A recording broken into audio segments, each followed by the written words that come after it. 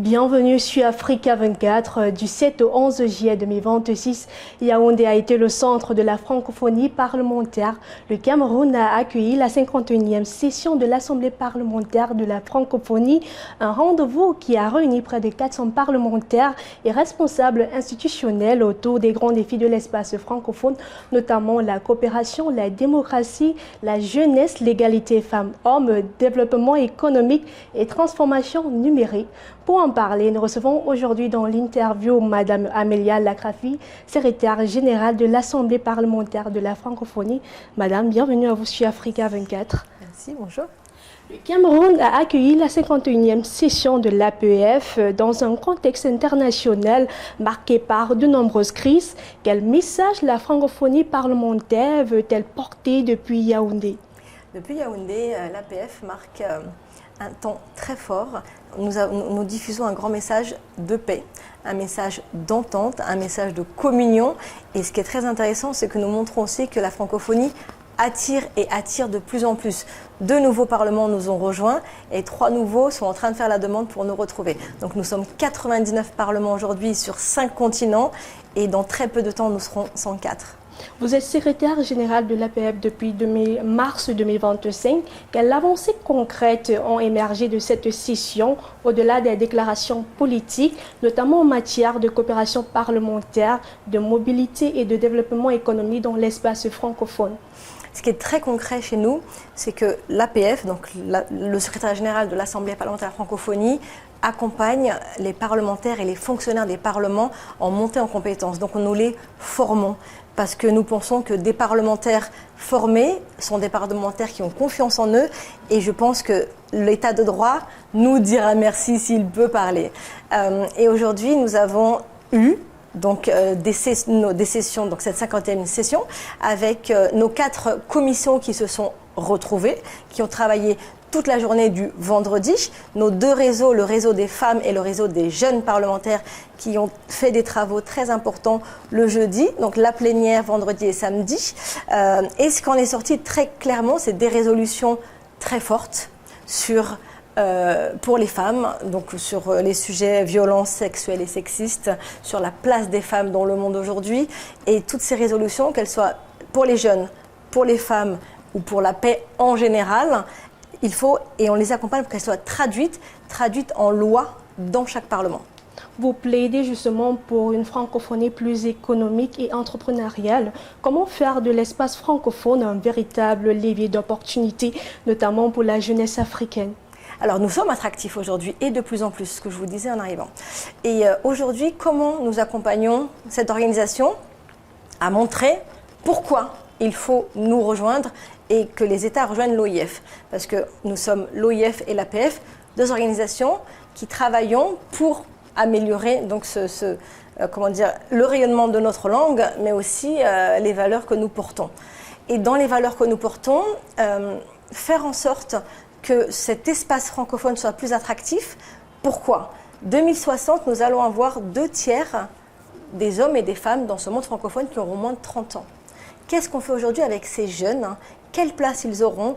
Comment ils vont se déplacer ? Quel métier ils vont embrasser ? Et nous travaillons là-dessus pour qu'ils aient leur place. Donc comment ? Aujourd'hui, nous présentons avec la commission qui s'occupe des affaires économiques des textes de loi pour améliorer le climat des affaires. Nous commençons par l'Afrique, mais nous allons travailler sur toutes les régions. Donc nous demandons à tous nos partenaires quels sont les blocages réglementaires et législatifs qui empêchent un bon climat des affaires. Donc qui dit bon climat des affaires dit plus de travail pour les jeunes, plus de débouchés pour les jeunes et une bonne coopération entre nos parlements dit une bonne mobilité pour nos jeunes. C'est tout là le travail de notre organisation. La place des femmes et des jeunes a été au centre des échanges ici à Yaoundé. La francophonie est-elle aujourd'hui assez ambitieuse en matière de leadership féminin et d'autonomisation? J'ai envie de dire qu'elle l'est de plus en plus, vraiment. Et je peux le dire parce que depuis quelques années, nous avons de plus en plus de femmes à des postes stratégiques, à des postes importants, soit dans notre organisation, soit dans les parlements membres. Et ça, c'est très intéressant et les chiffres le montrent.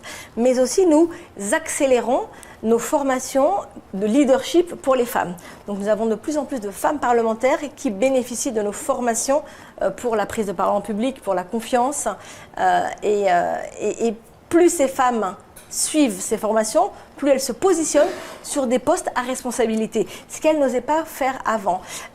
Et nous avons aussi chez les jeunes, nous avons le Parlement francophone des jeunes, le PFJ, qui se réunit régulièrement. Et là, au Cameroun, nous avons accueilli 60 jeunes de 30 pays différents, des binômes hommes-femmes, et des jeunes d'entre 18 et 25 ans qui prennent leur place et qui font le même travail qu'un parlementaire, qui se mettent dans nos pas, qui se mettent dans nos chaussures et qui apprennent à faire des résolutions, rédiger des lois et les défendre dans l'hémicycle. Et tous ces jeunes, donc vous les mettez en confiance et je suis persuadée que tous ces jeunes-là vont devenir, je pense, des acteurs politiques importants à l'avenir. Vous êtes également spécialiste des questions de cybersécurité et commandant de réserve cyberdéfense. Face aux cyberattaques, à la désinformation et aux manipulations numériques, quels défis les parlements francophones doivent-ils relever aujourd'hui? Les défis sont immenses. J'ai commencé, en fait, quand on dit charité bien ordonnée commence par soi-même, hein, nous avons commencé au secrétaire général à faire un audit de cybersécurité pour voir où sont nos failles. Et il y en avait et nous sommes en train de les régler. Et nous allons pousser pour que chaque parlement puisse faire la même chose. Donc c'est s'entraider dans le partage de compétences en termes de cybersécurité. Et en cybersécurité, le plus important, c'est le partage d'informations et de formation. Et ajouter à cela la norme. La richesse que nous avons, pouvoir sur 5 continents avoir des normes partagées. Donc des textes homogènes pour dire non à la désinformation, dire non aux cyberattaques et aux ingérences étrangères. Et nous avons des textes de loi que nous préparons, parce que nous avons la chance d'être, je crois, une des seules organisations de parlement qui met à disposition de ses membres des corpus législatifs. Donc c'est une boîte à outils dans laquelle chaque parlement peut venir piocher un texte et l'adapter à son pays. Et plus nous avançons sur ces sujets-là, plus nos parlements et les pays membres seront protégés. Avant de terminer cet échange, l'Afrique représente aujourd'hui le principal espace démographique de la francophonie et devrait concentrer la majorité des francophones dans les prochaines décennies. Comment faire de cette réalité un levier de leadership économique, scientifique et politique? Alors ce que je vous disais juste avant, le fait qu'on accompagne cette montée en compétences des jeunes, qu'on accompagne les pays à lever les freins réglementaires à un bon climat des affaires et continuer nos partenariats, notamment avec l'Agence universitaire de la francophonie, qui a plus de 1000 universités dans le monde entier membres, dans 120 pays, qui accompagne aussi toutes ces jeunes pour la mobilité entrepreneuriale, donc des jeunes entrepreneurs et des chercheurs. Donc c'est ces partenariats renforcés entre l'OIF, l'APF et l'AUF et la formation et la montée en compétences de ces parlements pour limiter les freins réglementaires et améliorer le partenariat. Et quand je parle de force, la force du réseau et la force du dialogue, c'est ce que représente le monde francophone aujourd'hui. Merci Madame Amélia Al-Rafi d'avoir répondu aux questions d'Africa 24. Merci à vous. Madame, Monsieur, merci d'avoir suivi cette édition de l'interview. Dans un instant, une nouvelle édition de l'actualité sur Africa 24.